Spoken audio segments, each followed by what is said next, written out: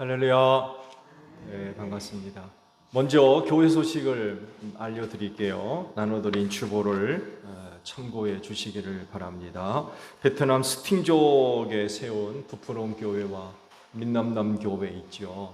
후속 사역을 하려고 합니다. 두 교회의 주일학교 어린아이들을 후원하려고 합니다. 상황이 상당히 열악해서 학교 교육을 받지 못한 아이들이 많이 있어요. 그 아이들을 후원을 해서 공부를 할 수 있도록 지원을 하려고 합니다. 한 달에 3만 원씩이고요. 신청해 주시면 두 교회 연락을 해서 선정되는 대로 후원을 하도록 하겠습니다. 몇 분이 함께 참여할 수도 있으니까 많은 관심을 바라고 5월 달까지만 받도록 하겠습니다. 맥주감사 찬양제가 계획이 되어지고 있죠. 지역팀 주간 찬송가 외워서 부르기 합니다. 그 예배 가운데 화답 시간에 찬양을 드리려고 해요. 자유롭게 각 지역팀에서 한 곡씩 선정하셔서 담당하시는 권소영 전도사님에게 신청을 해 주시기를 바랍니다. 1:1 제자 양육반이 오늘 오후 1시에 있고요. 그리고 지역팀 담임 목사님께 큐티 모임이 있죠. 날짜 참고하셔서 시간과 장소를 정하셔서 담임 목사에게 알려주시기를 바랍니다. 오늘 주일은 성령 강림 주일로 지키고요. 성만찬 예식이 있습니다. 돌아오는 주일은 성결교회 주일로 지키게 됐습니다. 그리고 오후 예배 후에는 사역위원회로 모이겠습니다. 사역위원 되시는 분들은 꼭 참석을 해주시기를 바랍니다. 빌립 전도팀 사역이 매주 목요일 12시에 있어요. 우리 권사님들 참석해 주셔서 전도 사역에 참여를 해주시기를 바랍니다. 그리고 오늘 김소영 권사님 가정에서 간식을 제공을 하신다고 그래요. 받아가시기를 바랍니다. 감사를 드려요. 그리고 지방회 광고입니다. 목사 성가단 모임이 21일 학봉교회에서 있겠습니다. 자, 옆에 있는 분들과 인사합시다. 주 이름으로 사랑합니다. 은혜 많이 받읍시다. 네. 자, 우리 다 함께 경배 찬양 부르며 아버지 앞에 나아갑니다.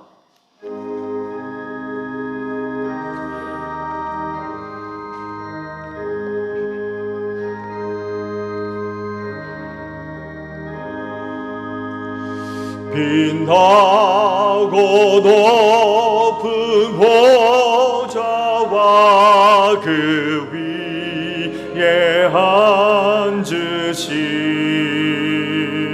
주 예수 얼굴 영광이 해같이 빛나네.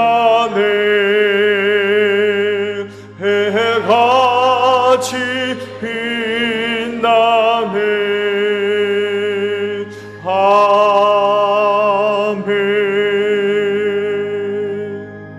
하나님 아버지 감사드립니다. 이 날을 지켜 예배할 수 있도록 한 주간 은혜 가운데 인도하셔서 감사드립니다. 그 은혜와 사랑을 힘입고 오늘도 이 날을 지켜 아버지 앞에 나와 예배하오니 오늘도 저희가 드리는 예배를 기쁘게 받아 주시옵소서. 하나님께서 기뻐 받으실 만한 예배가 드려지기를 원하오니 성령의 기름 부으심으로 함께 하셔서 성령님과 함께 신령한 예배가 되게 하시고 둘셋 내 이름으로 모인 곳에 내가 함께 하리라 약속하신 대로 이 모임 가운데 우리 주님 함께 하셔서 진리의 예배가 되어지게 하옵소서. 성령님 이 시간도 우리를 다스려 주시고 또 주관해 주시기를 원합니다. 순서마다 힘을 다하여 하나님을 예배할 수 있도록 성령님 우리 예배를 도와 주시옵소서. 존귀하신 예수님의 이름으로 기원하옵나이다. 아멘. 회개 기도합니다.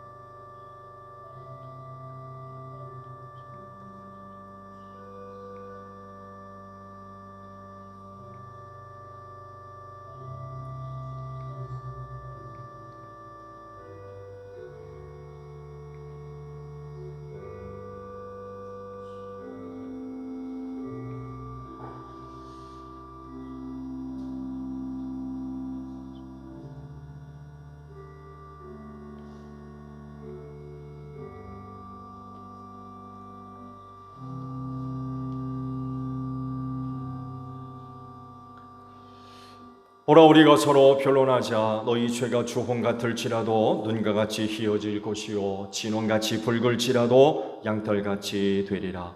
이 말씀대로 진심으로 회개한 여러분의 모든 죄를 예수 그리스도의 십자가의 은혜로 용서하셨습니다.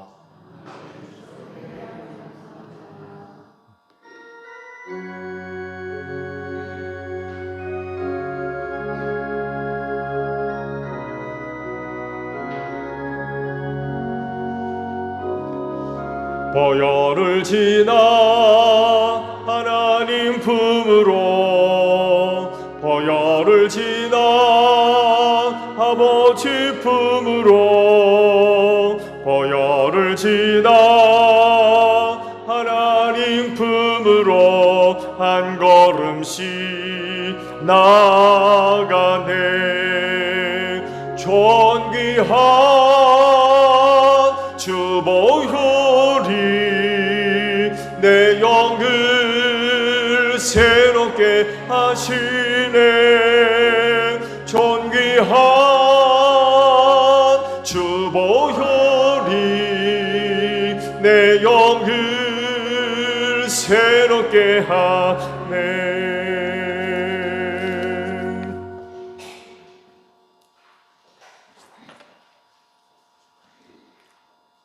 성령 강림절 공동 기도문.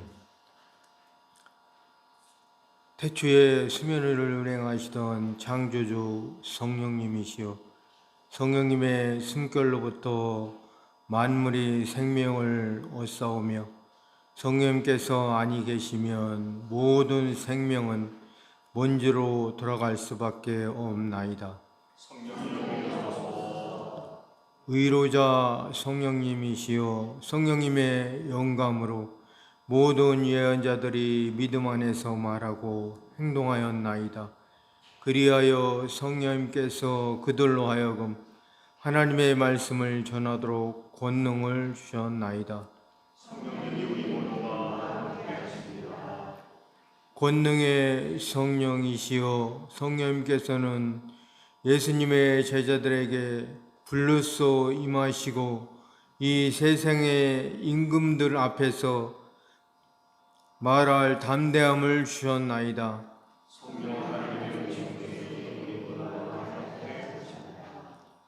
성결케 하시는 성령이시여, 성령님께서는 우리들을 하나님의 자녀로 삼으시고 주님의 존전에서 거룩한 성전이 되게 하셨나이다.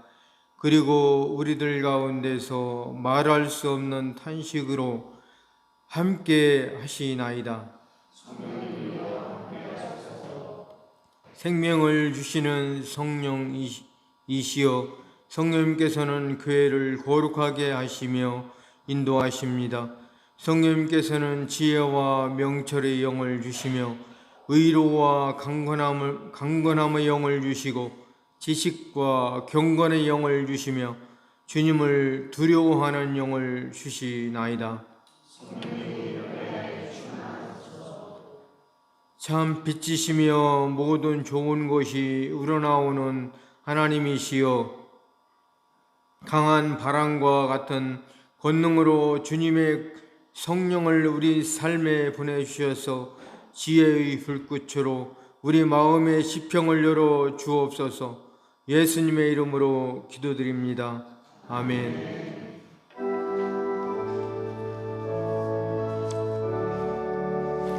우리 기도를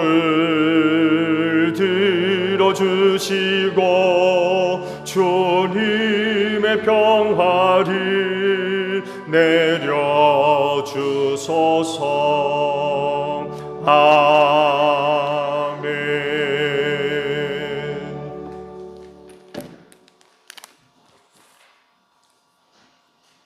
성령 간면절 성서는 제1독서는 사도행전 2장 1절에서 21절입니다.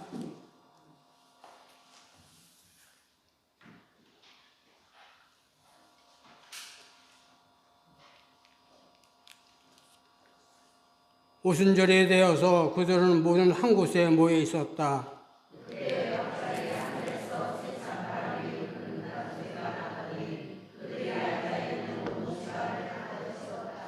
그리고 불길이 솟아오를 때에 혓바닥처럼 갈라지는 것 같은 혀들이 그들에게 나타나더니 각 사람 위에 내려앉았다.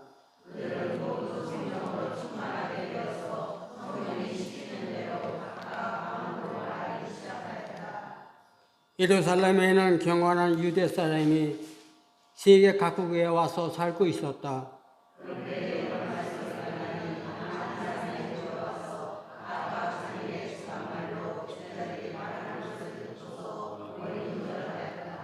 그들은 놀라 신기하게 여기면서 말하였다.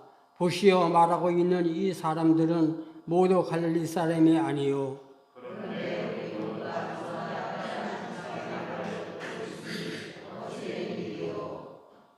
우리는 바데 사람과 메데 사람과 멜렘 사람이고 메소포타미아, 유대와 갈대도가 본도와 아시아와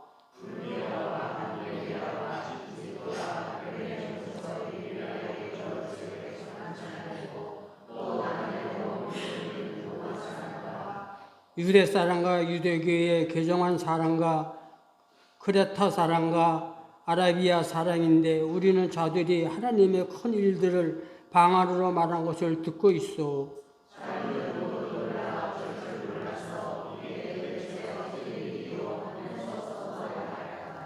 그런데 더러는 조롱하면서 그들이 세술에 취하였다 하고 말한 사람도 있었다.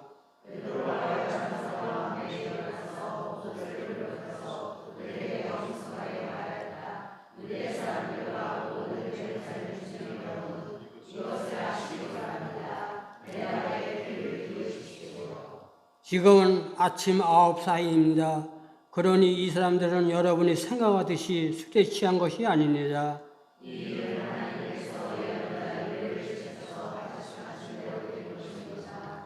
하나님께서 말씀하신다. 마지막 날에 나는 내 영혼을 모든 사람에게 부어주겠다. 너의 아들들과 너의 딸들은 예언을 하고 너의 젊은이들은 환상을 보고 너의 늙은이들은 꿈을 꿀 것이다.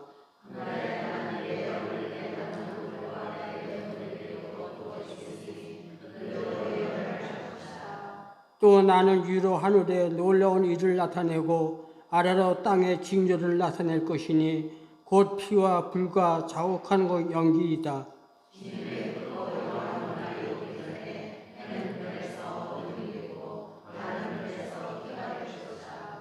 다 같이 읽겠습니다. 그러나 주님의 여러분을 부르는 사람은 구원을 얻은 것이다. 제 독서는 로마서 8장 22절에서 27절입니다.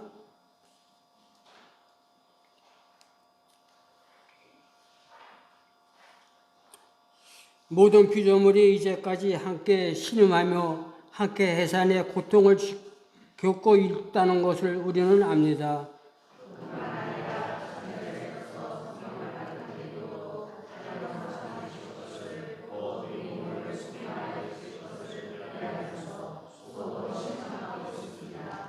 우리는 이 소망으로 구원을 얻었습니다. 눈에 보이는 소망은 소망이 아닙니다. 보이는 것을 누가 바라겠습니까?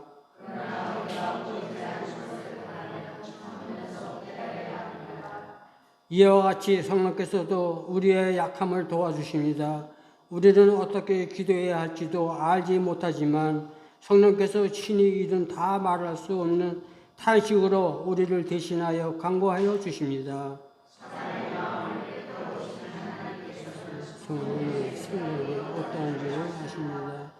그래서 하나님의 뜻에 따라 성령을 대신하여 강화하시기 때문입니다. 이는 살아계신 하나님의 말씀입니다.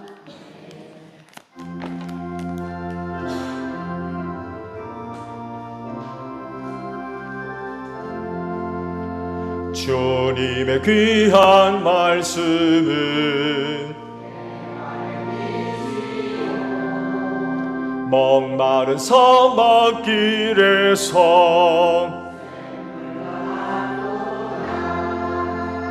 굶주린 나의 영혼을 내 갈 길 밝게 비추니 그 말씀 귀하다.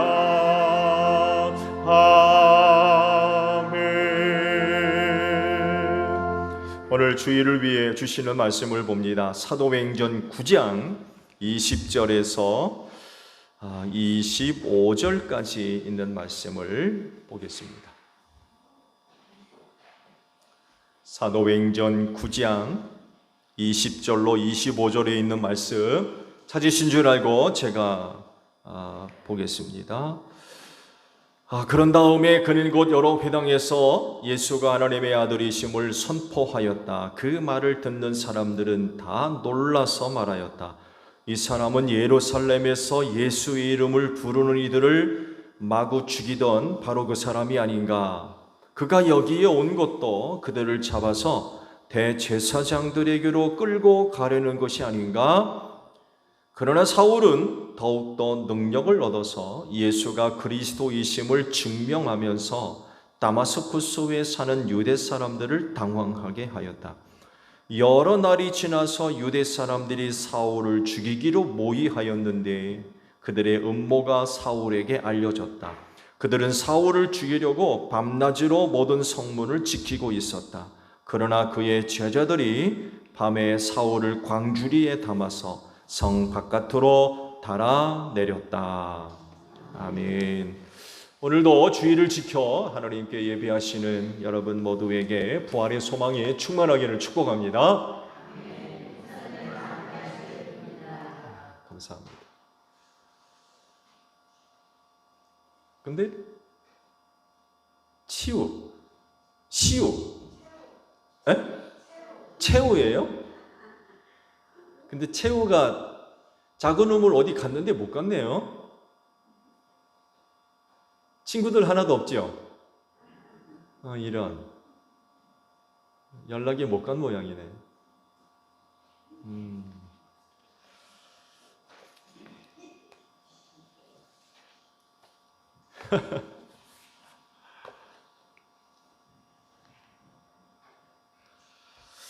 세상 구원을 위해 하나님께서 사람의 몸을 입으시고 독생하신 아들로 이 세상에 오신 분이 예수 그리스도이신 줄로 믿습니다.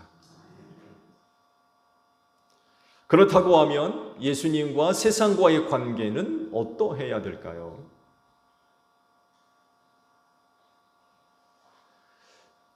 좋아야 되겠죠? 세상이 그 예수로 말미암아 구원받을 수 있게 되었다고 하면 예수님과 세상과의 관계는 좋아야 되죠. 그렇게 오신 예수라면 세상이 그 예수를 환영하고 맞아들이고 믿고 따라야 하는 그런 그 반응들이 있어야 되겠죠. 그런데 막상 세상이 보여준 모습을 보게 되면 그와는 정반대되는 그런 그 모습을 보여줬죠. 이것을 요한이 기록된 그런 그 말씀을 보게 되면 1장 10절과 11절에 있는 말씀에 이렇게 기록이 됩니다. 윤지사님 PPT 좀 열어주세요. 네, 고맙습니다. 그는 세상에 계셨다. 세상이 그로 말미암아 생겨났는데도 세상은 그를 알아보지 못하였다. 그가 자기 땅에 오셨으나 그의 백성은 그를 맞아들이지 않았다. 당시 예수께서 세상 구원을 위해 오셨음에도 불구하고 그 세상이 보인 반응입니다. 심지어는요, 하나님을 섬긴다라고 하는 유대인들이죠. 그들은 그 예수님을 어떻게 대했나요?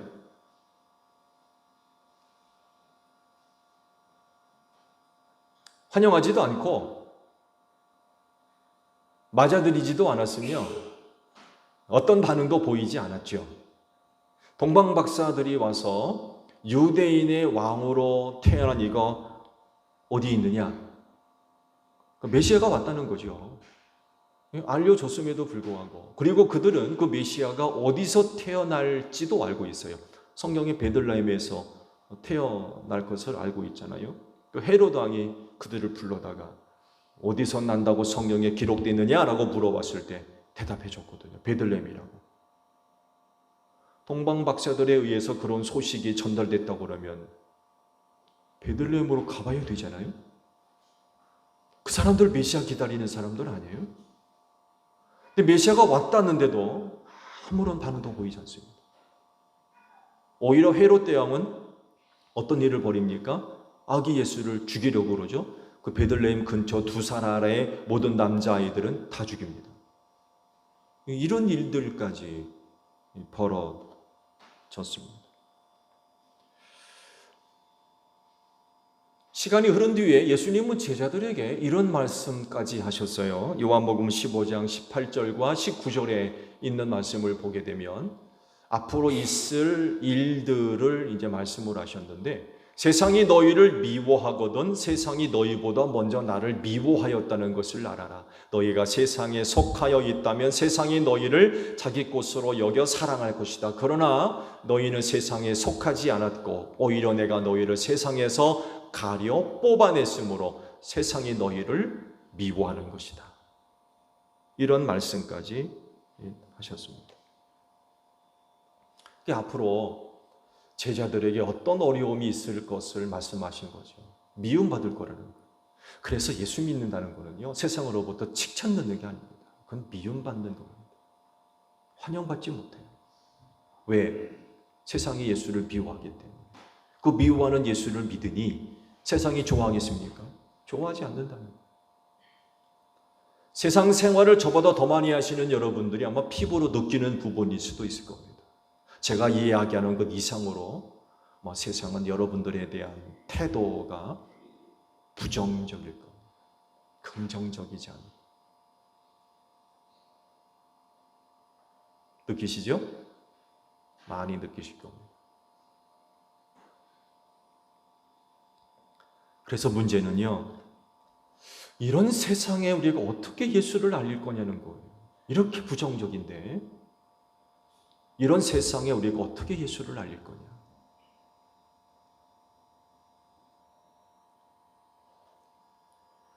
세상이 이렇게 예수님을 반대하고 예수님을 미워하고 싫어하고 거기다가 교회와 또 그리스도인들에 대한 태도도 보세요. 굉장히 배격적입니다. 반대하고요. 노골적입니다. 이번에 봄 소풍 갔다 왔죠. 야유회. 굉장히 걱정했어요. 속으로는.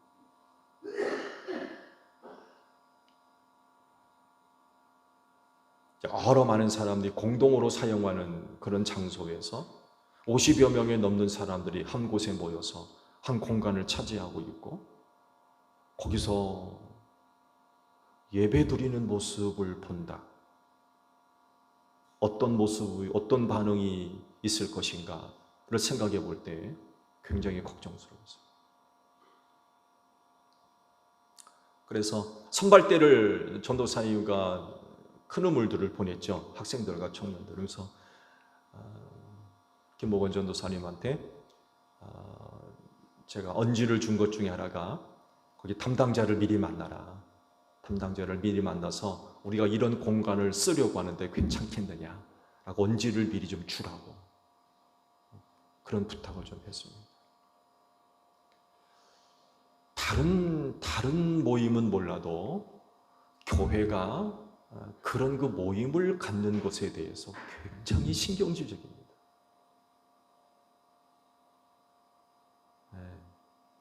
좋지 않게 봐요. 그래서 혹시 그 담당자에게 민원이라도 들어가면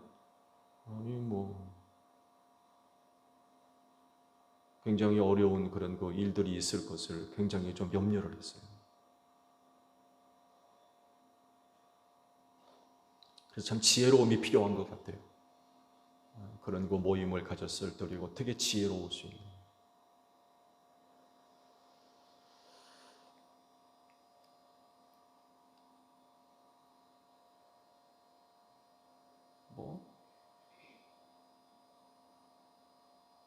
여러 글들이나 올라와 있는 그런 그 내용들을 보게 되면 굉장히 노골적이죠. 어른들 그런 말씀하죠. 경기를 한다. 예수 얘기만 들어도 경기를 합니다. 아주 넌덜머리를 치죠. 굉장히 싫어합니다.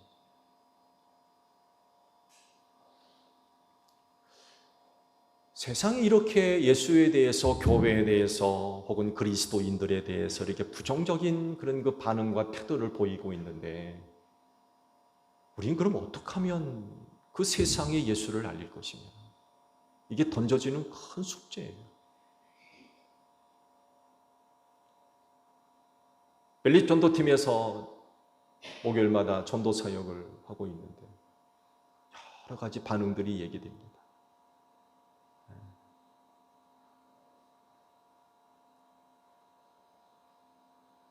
부정적인 모습들 많이 있어요.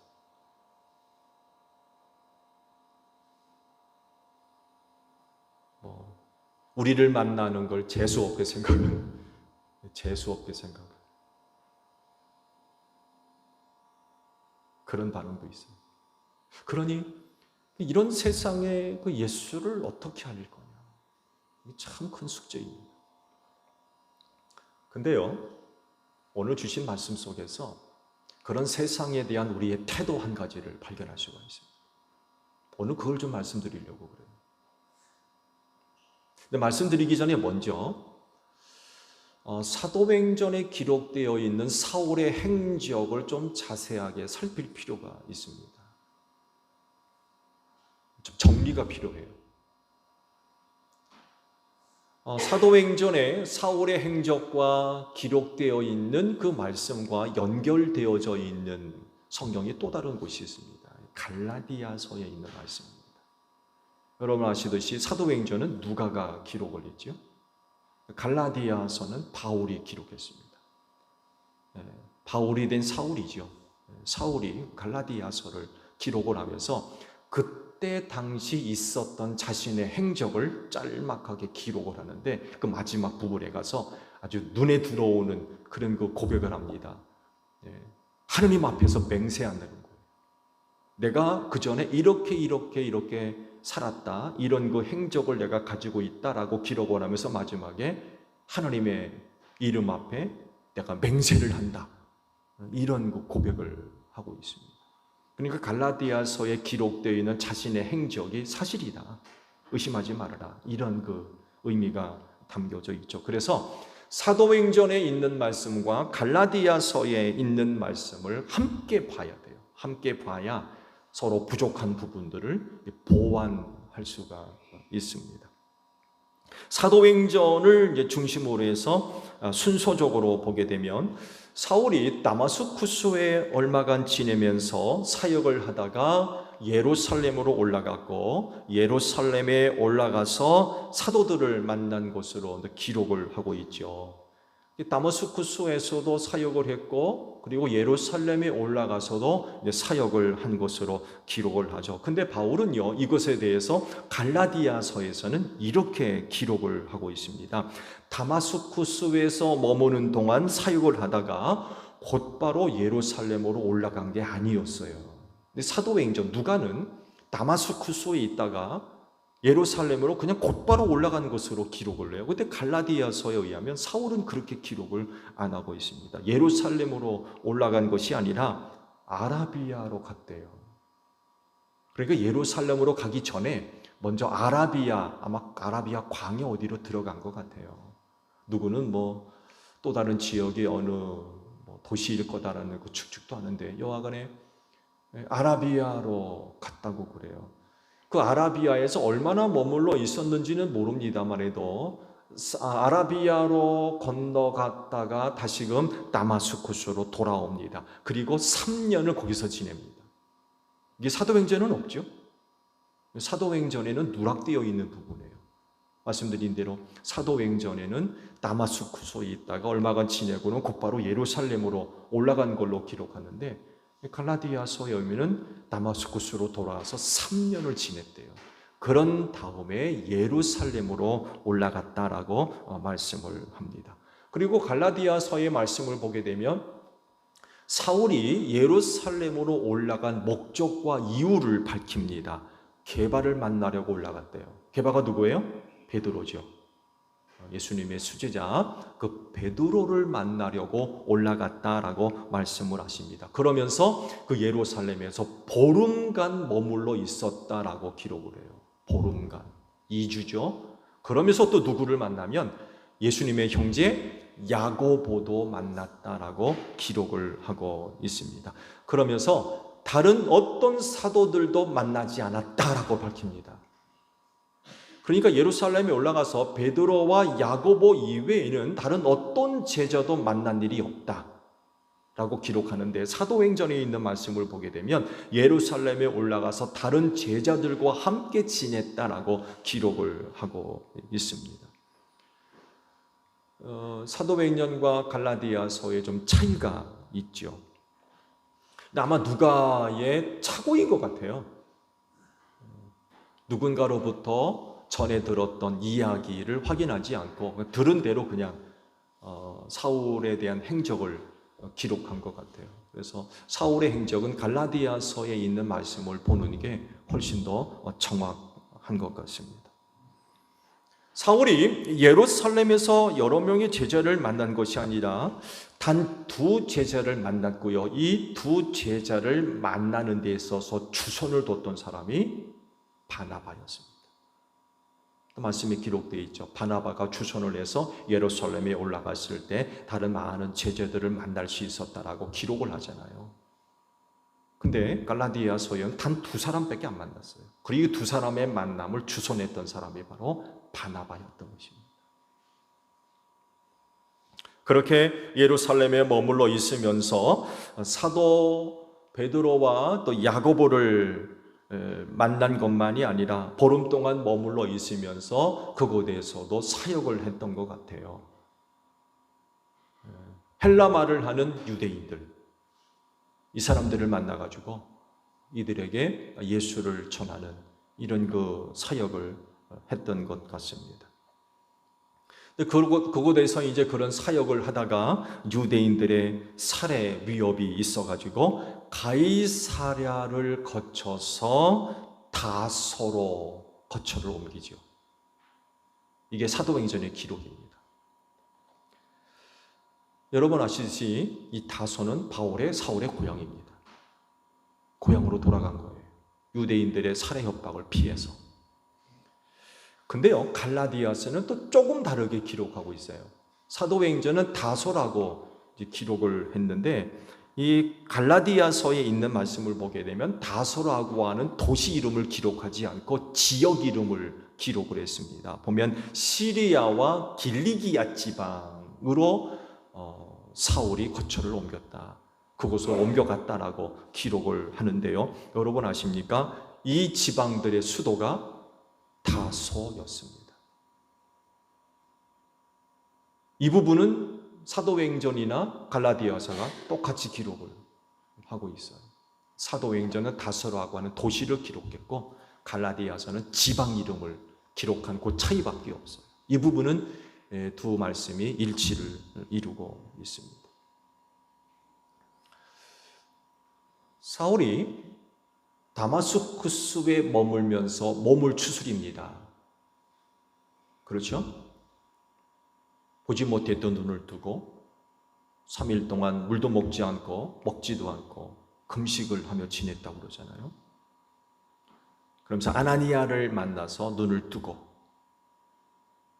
또 세례를 받고 성령을 받고 하면서 몸을 추스리면서 그곳 제자들과 함께 지냈습니다. 궁금한 건 그렇게 지내면서 사울이 뭘 했을까요? 뭘 했을까요? 추측컨대 아마도 그곳에서 사울이요, 신앙적으로나 영적으로 성장하고 성숙하는 기회가 됐던 것 같아요. 이렇게 보는 이유는 그곳 제자들과 함께 머물러 있으면서 예수에 관한 이야기를 들었을 겁니다. 그리고 가르침도 받았을 거예요. 아시죠? 사울은요, 예수 반대자입니다. 핍박자이고. 예수에 관한 자세한 이야기를 알겠습니까? 하나도 몰라요. 예수가 3년 동안 생활하면서 무슨 말씀을 하셨는지, 어떤 내용으로 가르쳤는지 전혀 모릅니다. 이것을 다마스쿠스에 있는 제자들과 함께 머물러 있으면서 예수에 관한 자세한 이야기들을 전부 들었을 겁니다. 다마스쿠스로 오는 도중에 예수님의 음성을 들었잖아요. 자기를 부르신 그 예수가 3년 동안 예루살렘에서 유대 지역에서 어떻게 생활을 했는지, 제자들을 데리고 무슨 말씀을 하셨고 무슨 가르침을 주셨으며 어떤 기적과 어떤 표적을 일으켰는지 그 제자들을 통해서 상세하게 전해드렸을 겁니다. 그러면서 말씀드린 대로 사울이 그런 제자들과 함께 거하면서 신앙적으로나 영적으로나 훨씬 더 성장하고 성숙되는 그런 그 시간들을 가지게 됐을 겁니다. 성경에도 이런 변화에 대해서 말씀하시잖아요. 그리스도 안에 있으면 새로운 피조물이다. 이전 것은 지나갔으니 보라 새 것이 있다. 이 말씀이 사도 사울에게 이루어지는 거죠. 제자들을 만나서 더욱더 자세하게 예수에 관한 이야기를 전해 듣고 가르침을 받음으로 인하여서 영적으로 성장하고 성숙돼가는, 이전 사람은 지나가고 정말 완전히 새 사람으로 변화돼가는 이런 그 과정들을 아마 틀림없이 겪게 되었을 겁니다. 그리고 그 뒤 사역합니다. 다마스쿠스에서 사역을 해요. 그곳에 있는 회당 여러 곳을 돌아다니면서 예수님이 하나님의 아들이다 라고 하는 이야기를 선포를 하게 됐습니다. 그러니까 그동안 있었던 놀라운 일들, 다마스쿠스 오면서 하늘로부터 음성을 들었던 신비한 사건들, 눈이 멀었던 것, 아나니아 만나서 눈을 뜨고 또 제자들을 통해서 들었던 여러 가지 많은 일들, 그런 그 많은 일들을 자기 마음속에만 담아두거나 자기 머릿속에만 생각하고 있는 것이 아니라 행동으로 나타납니다. 그렇게 만나서 경험하고 그렇게 알게 된 예수를 다마스쿠스에 살고 있는 회당을 돌아다니면서 유대인들에게 알려준 거예요.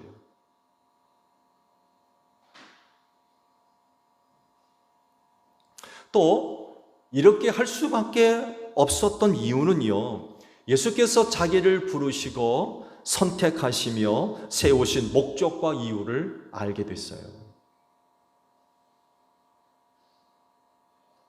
그것이 뭡니까? 아나니아에게 사울에 관해서 예수께서 하신 말씀에 있지요. 그것이 사도행전 15장 15절과 16절에 기록이 되어져 있습니다. PPT 한번 좀 열어봐 주실래요? 이 말씀을 보면 가거라.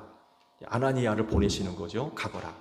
그는 내 이름을 이방 사람들과 임금들과 이스라엘 자손들 앞에 가지고 갈 내가 택한 내 그릇이다. 그가 내 이름을 위하여 얼마나 많은 고난을 받아야 할지를 내가 그에게 보여주려고 한다. 그러니까 다마스쿠스 성 안에서 사울은 새롭게 예수를 다시 만난 거예요. 언젠지는 모르지만 그 성 안에 머물러 있던 사울에게 예수께서 다시 찾아오셔가지고 이와 같은 일들을 일러주셨던 거예요. 앞으로 내가 무슨 일을 해야 될 사람인가를 알려주셨던 거예요. 이렇게 알고 나니까 그냥 있을 수 없었던 거예요. 내가 무엇을 해야 될 사람인가를 깨닫게 된 거죠. 즉 사명이 뭔가를 알게 된 거예요. 이렇게 알게 되니까 그냥 다마스쿠스의 제자들과 얌전히 있을 수가 없었던 거예요. 일어나서 회당을 돌아다니면서 예수가 하나님의 아들이심을 선포하게 되었다라는 그런 그 사실입니다. 그렇진데 여러분들도 세상에 예수를 알리기 위하여 선택하시고 부르시고 세우신 분들인 줄로 믿으시기 바랍니다. 오늘도 예배를 마치고 나면 주님은 여러분들을 세상 속으로 보내실 겁니다. 왜 보내시겠어요? 예수 알려주라고. 예수 알려주라고 우리를 또 세상으로 보내실 겁니다. 그래서 사도 바울과 같이 우리가 무엇을 해야 될 사람인가를 분명히 알고 세상에 예수를 알리는 일에 최선을 다하는 그런 그 삶의 모습들이 있어야 될 것 같아요. 사울이 다마스쿠스에서 이렇게 사역을 함으로 인하여서 얻은 결과가 뭐예요? 어떤 결과를 얻게 되었을까요? 21절 상반절을 보게 되면 이런 그 말씀이 기록이 되어져 있죠. 그 말을 듣는 사람들은 다 놀라서 말하였다라고 그들의 반응을 기록을 하고 있습니다. 이게 긍정적인 반응일까요? 부정적인 반응일까요? 그 이후에 나오는 말씀들을 보게 되면 긍정적이지를 않습니다. 부정적인 반응이에요. 놀라서라는 말씀이 있죠. 중간에 다 놀라서 라고 할 때에 이 놀라서라는 이 말씀은요, 부정적인 반응이에요. 왜냐하면 자기가 알고 있는 사울과 다르기 때문에 그래요. 그러니까 사울이 회당을 찾아와서 이야기할 때 자기들이 듣고 싶었던 이야기가 있었던 거예요. 자기들이 알고 있는 사울이 누군지 알고 있고, 그래서 그 사울을 통해서 듣고 싶었던 말을 듣고 싶었는데 다른 말을 하는 거예요.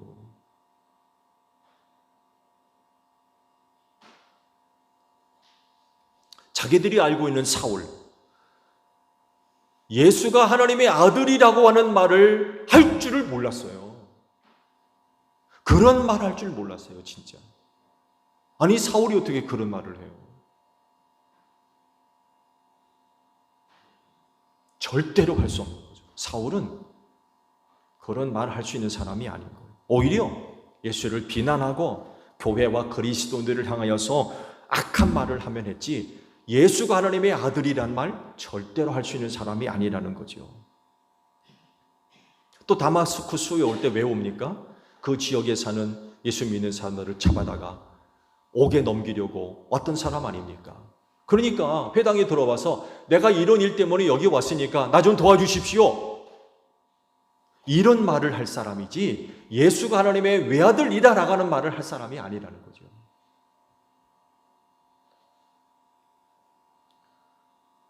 자기들이 듣고 싶어하는 말은 하지 않고 엉뚱한 말을 하니까 경계하는 거죠.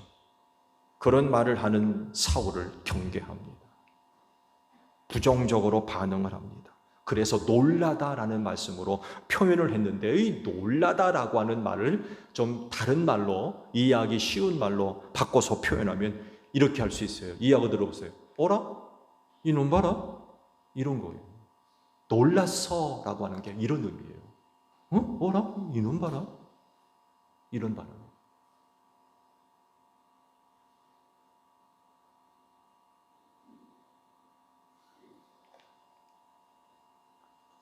결국 다마스쿠스에 살고 있는 유대교인들은 그런 사울을 죽이려고 밤낮으로 다마스쿠스에 있는 모든 성문을 다 지켰다고 그랬어요. 잡히면 죽는 거예요. 죽이려고. 자, 이런 상황 속에서 사울이 보여준 모습이 어떤 모습입니까? 22절의 말씀에 당시 사울이 보여주었던 자세, 태도가 기록되어 있습니다. 그러나 사울은 더욱더 능력을 얻어서 예수가 그리스도이심을 증명하면서 다마스쿠스에 사는 유대 사람들을 당황하게 하였다라고 기록을 하고 있습니다. 이 구절에서요, 능력이라고 하는 말씀에 주의를 좀 기울여 보세요. 세번역은 이걸 능력이란 말로 번역을 했는데, 여러 성경에 기록되어 있는, 번역되어 있는 성경을 찾아보니까 이 능력이란 말보다도 다르게 번역을 해놨더군요. 보니까 힘을 얻다, 힘을 얻다, 혹은 힘차게, 혹은 힘있게, 이런 말들로 번역되어 있는 성경이 좀 더 많더군요. 무슨 의미인지 알겠죠? 이 능력이라고 하는 말이 어떤 의미가 있는지 아마 여러분들은 아실 겁니다. 그러니까 그런 부정적인 반응과 심지어는 자기를 죽이려고 하는 그런 그 상황, 그런 그 분위기 속에서도 전혀 개의치 않았다는 거예요. 그런 것들을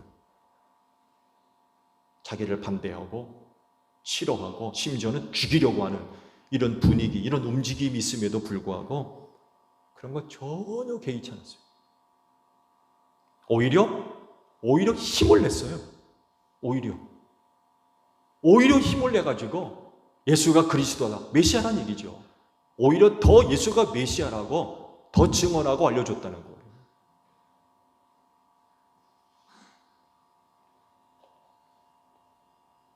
여러분, 주눅 들지 마세요.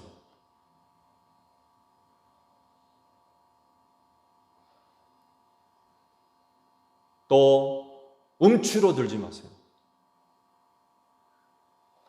세상이 여러분들에게 대해서 부정적인 반응, 태도, 어떤 모습, 어떤 행동이 있다 할지라도 그 세상에 예수를 알려야 할 사람들은 그런 것 때문에 주눅이 들고 움츠러드는 그런 모습은 없어야 될 것 같아요.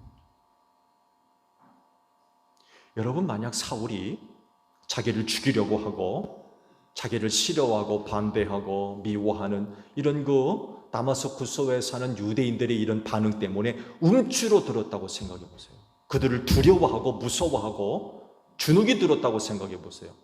그곳에서 예수가 하나님의 아들이고 메시아라고 얘기할 수 있어요? 할 수 있어요, 없어요? 못하죠. 주눅 들고 움츠러들었는데 그거 하겠습니까? 못하지. 더군다나 죽이려고 그러잖아요. 자기를 잡아 죽이려고 성문마다 사람이 지키고 있었대요. 그 모습을 보는 사울의 그 마음이 어떻겠습니까? 그거 안 무섭겠어요? 잡히면 죽는데. 몸살이는 거죠. 근데 말씀을 보면 그렇지 않았대요. 오히려 힘을 냈대요. 오히려 더 힘차게 예수가 메시아이심을 알려줬다는 거예요.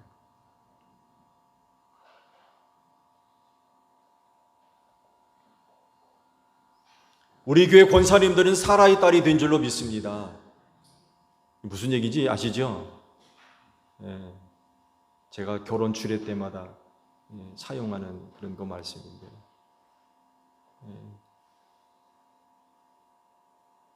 여자가 결혼하면 엄마의 딸이 아니라 사라의 딸이 돼야 돼요. 그 사라의 딸은 두려워하지 않는 사람입니다. 두려워하지 않는, 두려움이 없는, 사라가 그런 여인이었대요. 아브라함이 그렇게 훌륭한 믿음의 사람이 될 수 있었던 건 그의 아내가 두려워할 줄 몰라요. 두려워해야 할 일들이 많이 있었잖아요. 그렇죠? 2번씩이나 남의 남자한테 빼앗겼던 그런 경험이 있는 사람. 근데 두려워하지 않았대요. 전혀 두려워하지 않았대요.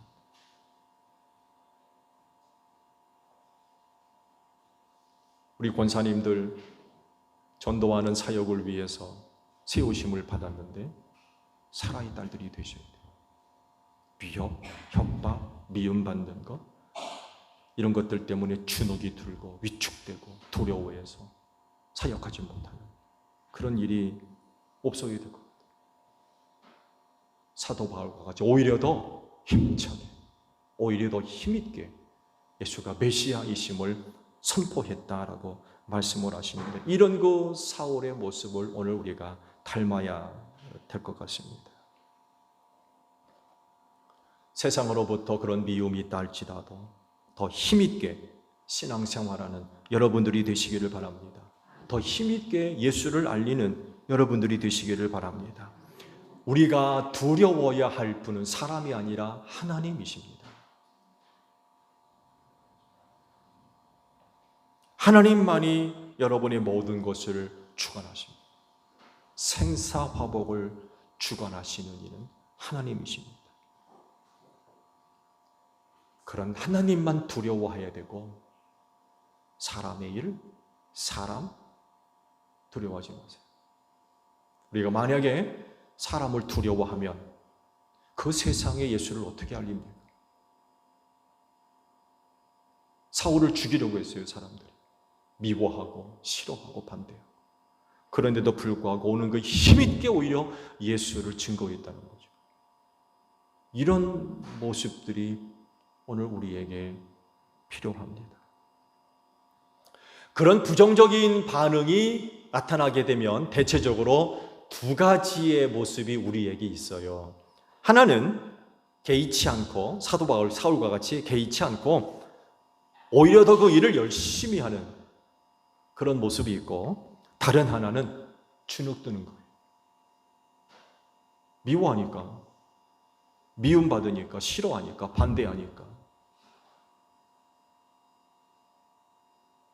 사울한테는 죽이려고 드는 사람들도 있었다고 그러잖아요. 주눅이 드는 거죠. 움츠러들고 무서워하고 두려워하고. 대체적으로 이 두 가지 반응이 우리에게 나타나게 되죠. 그러면 그를 통해서 감당했던 사역은 어떻게 되겠습니까? 사울과 같이 두려움이 없이 힘차게 그 일을 감당한다면 여전히 그 일이 진행되겠죠. 오히려 더 열정적으로 그 일을 감당하게 될 겁니다. 근데 만약에 반대로 주눅이 들고 무서워한다면 그 사역은 어떻게 되겠어요? 당연히 중단될 수밖에 없어요. 그러면 세상이 어떻게 예수를 알 겁니까? 예수를 알려줄 사람이 두려움 때문에, 협박 때문에 주눅이 들고 움츠러들어서 그 사역을 감당하지 못한다면 세상은 어떻게 예수를 알게 되냐고요? 알 방법이 없는 거죠.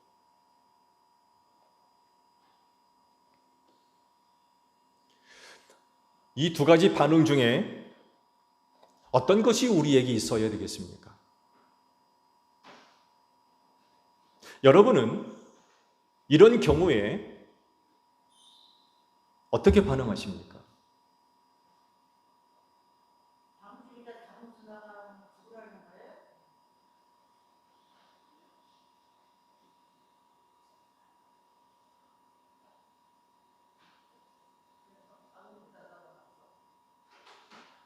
이런 일들이 있다고 하면 여러분들은 어떻게 반응하시요?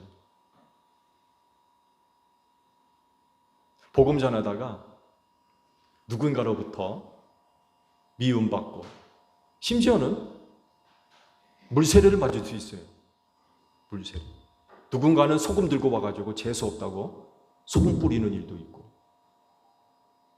욕도 먹을 수 있습니다. 욕. 사도 바울은 사람들이 죽이려고 했다고 했어요. 이런 일들이 나한테 있다고 하면 나는 어떻게 하겠습니까?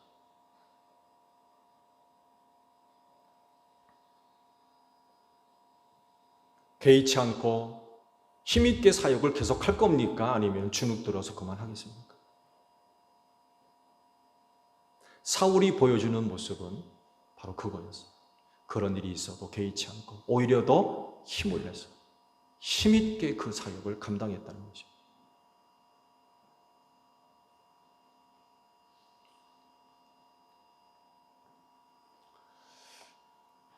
예수를 알리는 사람은요, 거짓말쟁이가 아닙니다. 예수를 알리는 사람은 사기꾼도 아닙니다. 왜냐하면 여러분이 전하고 알리는 예수는 진리이고 사실 그 자체이며 또한 유일한 구원자이십니다. 그 예수를 전하고 알리는 일은 세상에서 가장 복된 일인 줄로 믿습니다. 세상에서 가장 중요한 일인 줄로 믿습니다. 왜? 세상에 그 예수를 알지 못하면 구원 못 받거든요. 그 세상 구원을 위해서 예수를 알리는데 그 일이 잘못된 일인가요? 나쁜 일이에요? 거짓말쟁이가 하는 겁니까? 그 사기꾼입니까? 안 그렇거든요. 세상에 이보다 귀한 일이 어디 있어요? 구원을 위해서 예수를 알려주는데 그 얼마나 귀한 일입니까? 그래서 그런 일을 하다가 어려움 당한다고 주눅들 필요 없어요. 위축될 필요 없고. 왜? 귀한 일이거든요. 너무나 가치 있는 일이에요. 너무나도 소중한 일이에요. 그 일이 아니면 누가 예수를 알 것이며 어떻게 그 예수를 믿을 거고 어떻게 구원받습니까? 그런 일을 하는 누군가가 나를 미워하고 반대하고 핍박하고 싫어하고 돌 던지고 침 뱉고 소금 뿌리고 칼을 들고 죽이려 한다면 그만둘 수 있어요?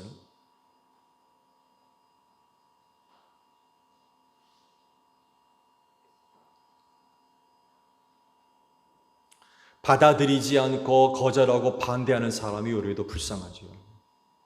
그렇잖아요. 그 예수 믿지 않으려고 하는 사람, 예수 전하는 사람들을 미워하고 반대하는 그 사람들, 그 얼마나 불쌍합니까? 그 영혼 어떻게 구원받아요? 그들이 불쌍한 거지 우리가 불쌍한 게 아니에요. 우리가 처량한 사람들이 아닙니다. 정말 귀한 일들을 하고 있는 거예요.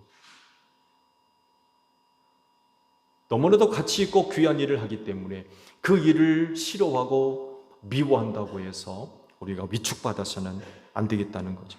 세상에서 가장 선한 일이고 또 많은 사람들을 유익하게 하는 일이거든요. 예수 믿는 일만큼 유익한 일이 어디에 있습니까? 근데 그런 좋은 일을 하면서 싫어하고 반대하는 사람이 있다고 그래가지고 중단하고 그만두고 위축되고 그럴 수는 없는 거죠.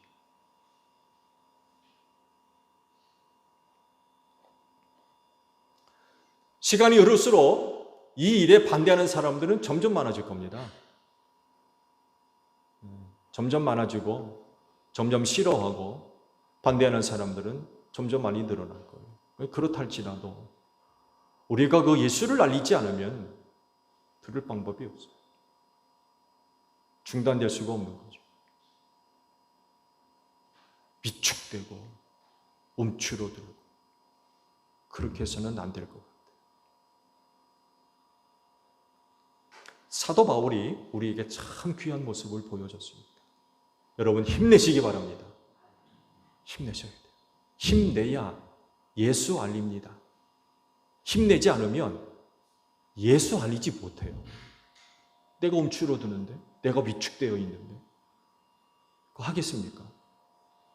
그럼에도 불구하고 사울은 오히려 더 힘을 냈대요. 오히려 더 힘을 냈대요. 이것이 세상에 예수를 알리게 된 소중한 이유입니다. 혹 위축되어 계신 분들 계세요?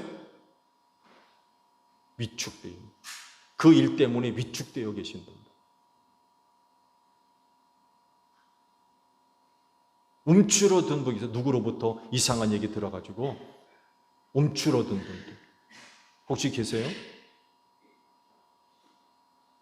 빨리 벗어나시기 바랍니다. 그 자리에서 일어나셔야 돼요. 벗어나야 돼요. 그리고 여러분 안에 내주하시는 성령의 은혜를 힘입으시기 바랍니다. 그분은 불입니다. 다시금 뜨거운 열정이 일어나야 될 것 같아요. 힘내셔야 돼요. 힘쓰셔야 됩니다. 그래야 그런 반대가 있어도 우리 예수 알리는 일을 중단 없이 진행할 수가 있는 거죠. 그렇지 내 제일교회 성도 여러분 힘을 내시기 바랍니다. 네, 더욱더 힘차게 예수를 알리는 여러분들이 되시기를 바랍니다. 기도하겠습니다. 힘을 주옵소서. 우리 안에 내주하시는 성령이여 우리에게 힘 주시기를 바랍니다. 세상에 예수 알리는 일 결코 쉽지 않습니다. 많은 반대, 미움, 핍박, 회방 이런 일들이 얼마나 많이 있는지 모릅니다. 혹 이런 것 때문에 우리가 위축되어 있지 않습니까? 움츠러들어 있지 않습니까? 성령의 불받게 하옵소서. 그래서 다시금 힘을 내게 하옵소서. 우리가 힘을 내지 않으면 세상에 예수 알리는 일 할 수 없습니다. 제일교회 안에 있는 모든 성도들 성령님을 통하여서 힘을 내게 하옵소서. 힘을 내서 아무리 어려운 일이 있다 할지라도 예수 알리는 일에 힘쓰는 저희 모두가 될 수 있도록 은혜 더하여 주시옵소서. 예수님의 이름으로 기도하옵나이다. 아멘.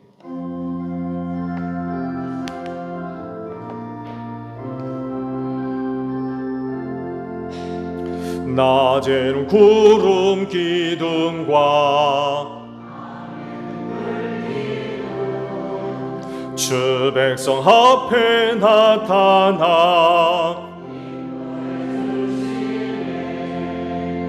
하늘의 깊은 지혜를 주 말씀 밝히 알도록 늘 도와주소서. 아멘.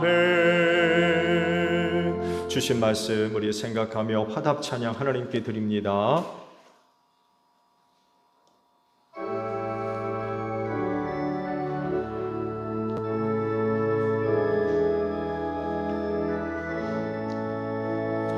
빈들의 마른 풀같이 시들은 나의 영혼 주님이 약속한 성령 간절히 기다리네 가물어 메마른 땅에 단비를 내리시듯 성령의 단비를 부어 새 생명 주옵소서 반가운 빗소리 들려 산천이 춤을 추네 봄비로 내리는 성령 내게도 주옵소서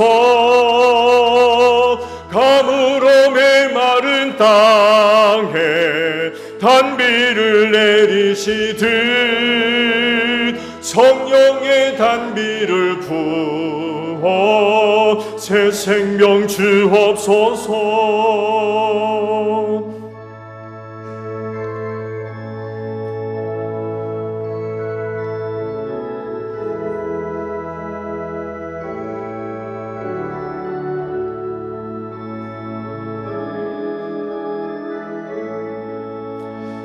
참되신 사랑의 혼약 어길 수 있사오랴 오늘의 깁조가 은혜 주실 줄 믿습니다 가물어 메마른 땅에 단비를 내리시듯 성령의 단비를 부어 새 생명 주옵소서. 아멘. 성령 강림절 성만찬 예식 바로 시작하도록 하겠습니다. 먼저 봉헌의 말씀을 함께 나눕니다. 주께서 말씀하시기를 내가 제단에 제물을 드리려고 하다가 내 형제나 자매가 내게 어떤 모난을 품고 있다는 생각이 나거든 너는 그 제물을 제단 앞에 놓아두고 먼저 가서 내 형제나 자매와 화해하여라. 그런 다음에 돌아와서 제물을 드려라 하셨습니다. 주님의 평화가 여러분과 함께 하시기를 축복합니다. 화의를 이룬 증거로 주변 교우들과 평화 인사를 나눕시다. 샬롬.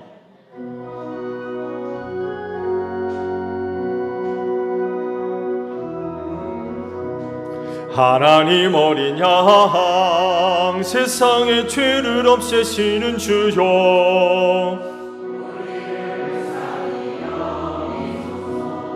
하나님 어린 양 세상의 죄를 없애시는 주여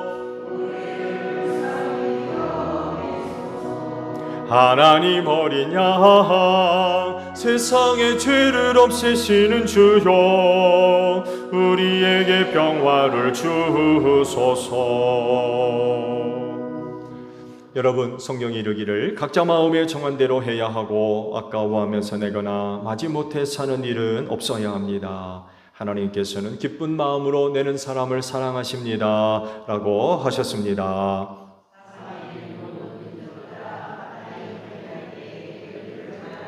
아멘.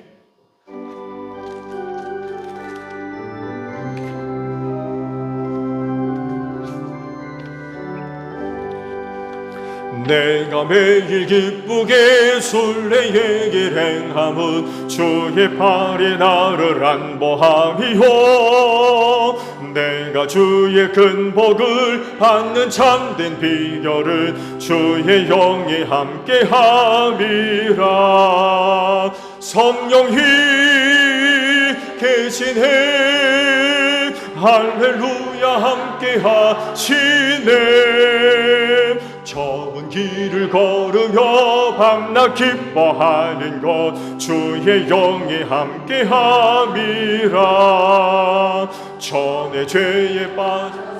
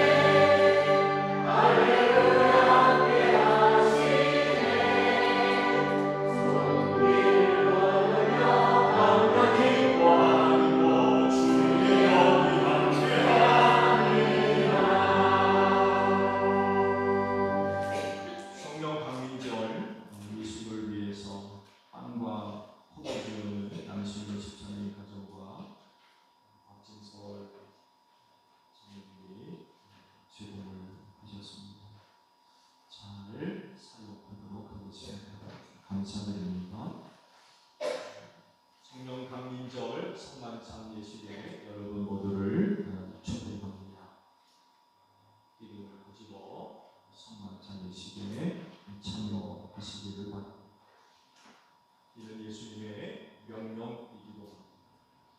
그러므로 반드시 예수를 믿는 분들은 이름을 고집어 이 성찬식에 꼭 참석을 하셔야 합니다.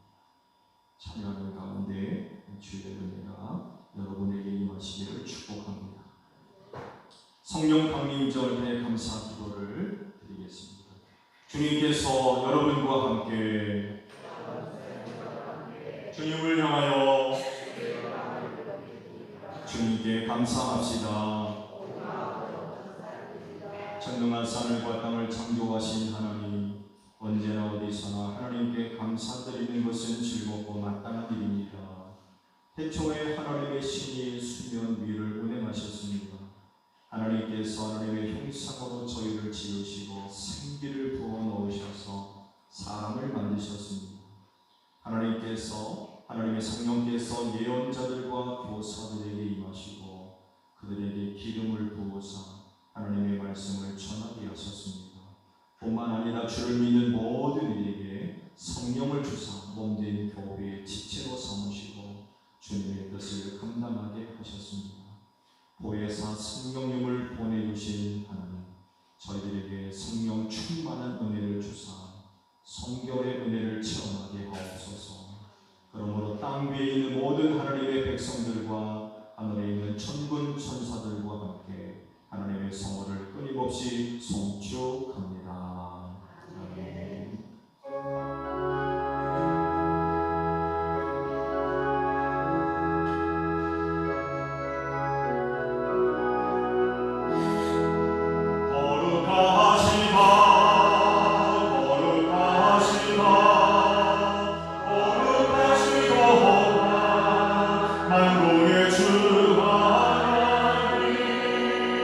하늘과 땅에 가득한 그 영광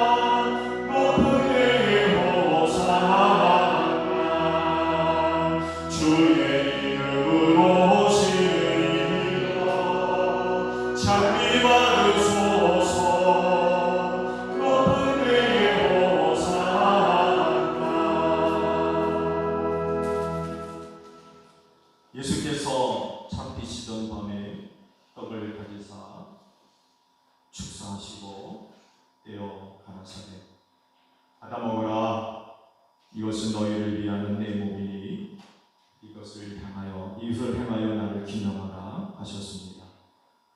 이 떡은 여러분을 위해 찢기신 예수 그리스도의 귀하신 몸입니다.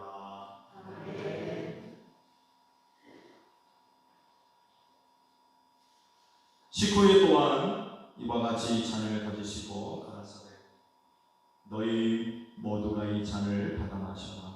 이 잔은 너희와 많은 사람의 죄를 사하려고 흘리는 바 나의 피 곧 내 피로 세운 새 언약이니 이것을 행하여 마실 때마다 나를 기념하라 하셨습니다. 이 잔은 여러분들을 위해 흘리신 예수 그리스도의 보배로운 피입니다.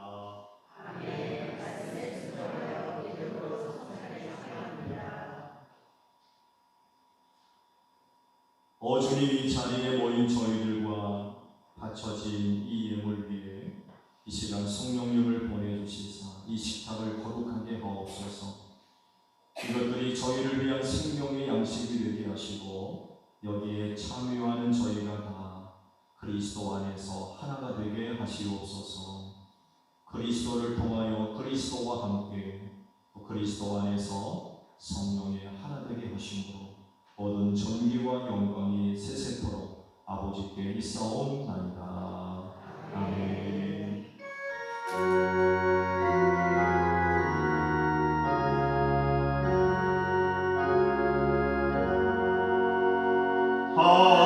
하늘에 계신 아버지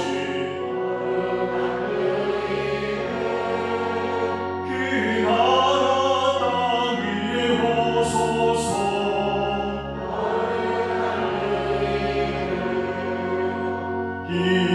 일용할 양식 주소서. 우리 죄를 용서해 주소서.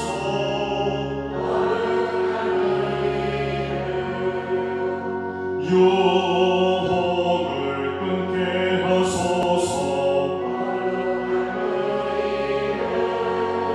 다만 하게서 구원하소서.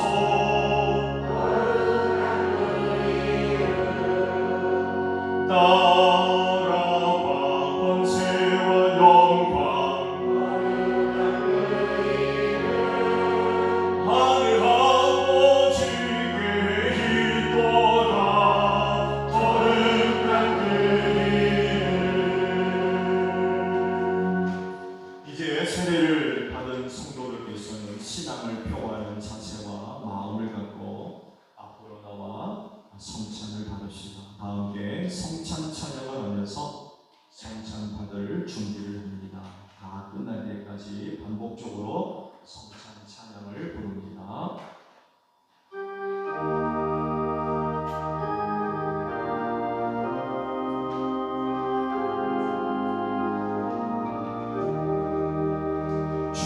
주님을 찬양하라 온 세상이도. 주님을 찬양하라 온 세상이도. 주님을 찬양하라 온 세상이도.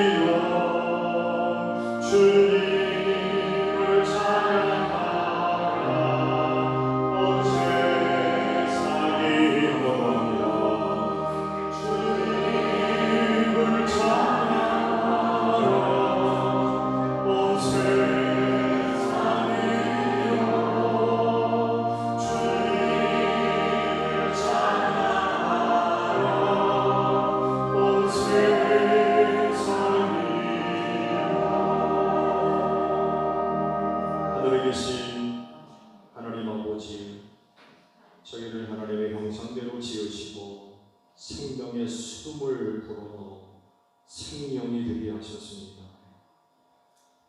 그리고 물과 성령으로는 거듭나게 하시사 새 언약의 백성이 되게 하시니 감사합니다. 주님을 믿는 저희들에게 성령을 주사 성결하게 하시니 감사드립니다. 성결한 신도로서 세상을 살면서 구원의 길로 생명 길로 나아가게 하옵소서.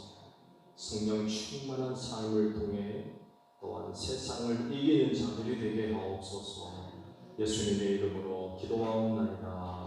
아멘.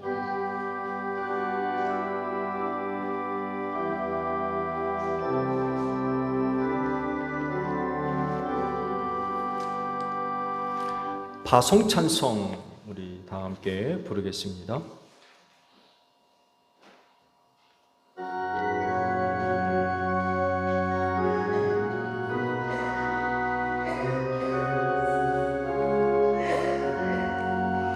온 세상 위하여 주의 임하니 주 예수 이름이 믿어 이 복음 전하자. 먼 곳에 나가서 전하지 못해도 나 어느 곳에 있든지 늘 기도 힘쓰리. 전하고 기도해 매일 증인 되리라. 세상 모든 사람 다 듣고 그 사랑할도록. 너희는 온 천하를 다니며 만민에게 복음을 전하라.